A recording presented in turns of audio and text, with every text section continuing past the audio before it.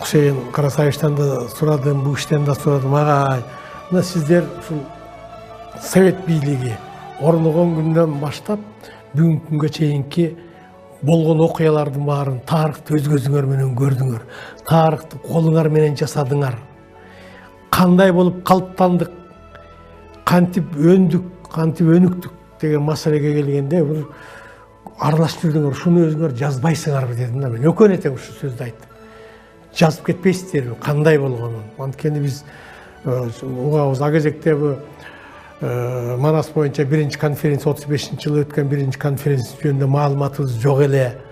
52-жылы өткөн конференция боюнча маалыматыбыз бар эле, бирок бүрүл үзүл кесил маалыматыбыз бар эле да.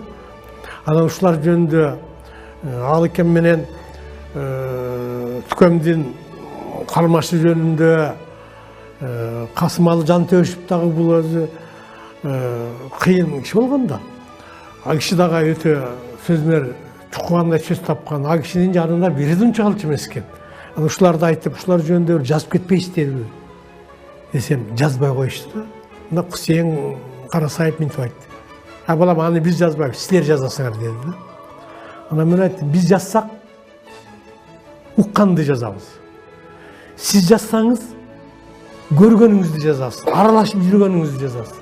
Кимибиздики чындыкка жакын болот? Ага айтсам.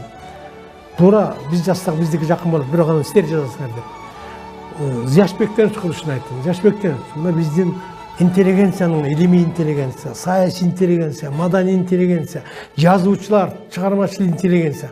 Ушулардын биз үзүл ар кандай сөздөрдү угабыз, бири менен биринин кармашын, бирин бири жыга чапканын, Манастын тегерегинде чууларды, ушуларды бир жакшынакай кылып жазбайсыздарбы? Биз үчүн десе, бул киши дагы жазган жок да. Анан үчүн жазбаганын ага кезекте акылым жетишмес, көрсө бул кишилер өтө сак кишилер болгон экен, запкы тарткан кишилер. Балким биз адыраңдап кирип кетебиз, алды артыбызды карабай. Анан бул Совет бийлиги көп кишинин үшүн алып койгон, жүрөгүн алып койгон, коркутуп, үркүтүп койгон. Анан булар дагы кандай болуп кетет деп бир корккон киши такыр жүрөгү калып калат экен да, жүрөгү майтарылып калат экен да.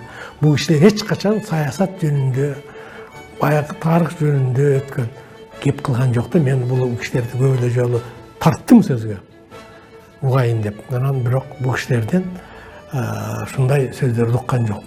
Анан кийин ойлодум, өзүм ушундай жыйынтыкка келдим. Булар запкы тарткан киши сак болуп калат турбайбы? Алды артын карап калат турбайбы? Ошон үчүн булар жазбай кеткен турбайбы деген тыянакка келдим да.